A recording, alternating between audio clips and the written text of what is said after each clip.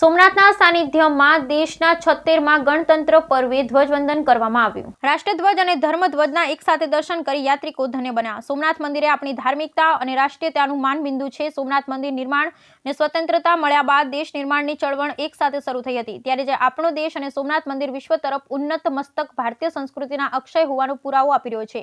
આજરોજ 76મા ગણતંત્ર પર્વની ઉજવણી સોમનાથ મંદિર ખાતે કરવામાં આવેલ। સોમનાથ પરિસરમાં ટ્રસ્ટી પ્રોફેસર શ્રી જે.ડી. પરમાર સાહેબના વરદ હસ્તે ધ્વજવંદન યોજાયેલ, જેમાં પોલીસ કર્મીઓ, એસઆરપી, જીઆરડી તથા ટ્રસ્ટના સલામતી સ્ટાફ, ટ્રસ્ટના અધિકારી કર્મચારીઓ, સોમનાથ સંસ્કૃત પાઠશાળાના ઋષિકુમારો, શ્રી સોમનાથ મંદિર રુદ્રી મંડળના તીર્થ પુરોહિતો જોડાયા હતા। ધ્વજવંદન બાદ ભારત માતા અને સરદાર શ્રીની પ્રતિમાને ભાવાંજલિ, પુષ્પાંજલિ કરવામાં આવી। આ કાર્યક્રમમાં દેશભરથી આવતા યાત્રિકો જોડાયા હતા। સરદાર પટેલ, કનૈયાલાલ મુનશી, દિગ્વિજય સહિત મહાનુભાવો યાદ કરેલ હતા। બ્યુરો રિપોર્ટ, સોની યોગેશ સતીકોર, વેરાવળ। સાચી સ્વતંત્રતા જેને કહેવાય એ આપણને 26મી જાન્યુઆરીએ મળી છે।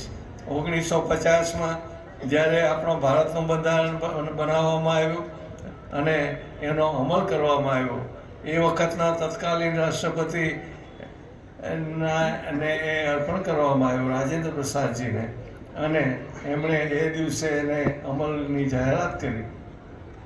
એ દિવસથી આપણે પ્રજાસત્તાક ભારતમાં જીવી રહ્યા છીએ।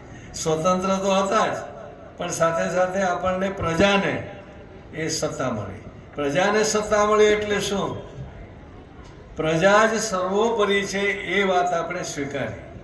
પ્રજાના મતથી જ શાસન ચાલે એ વાતને આપણે સ્વીકારી।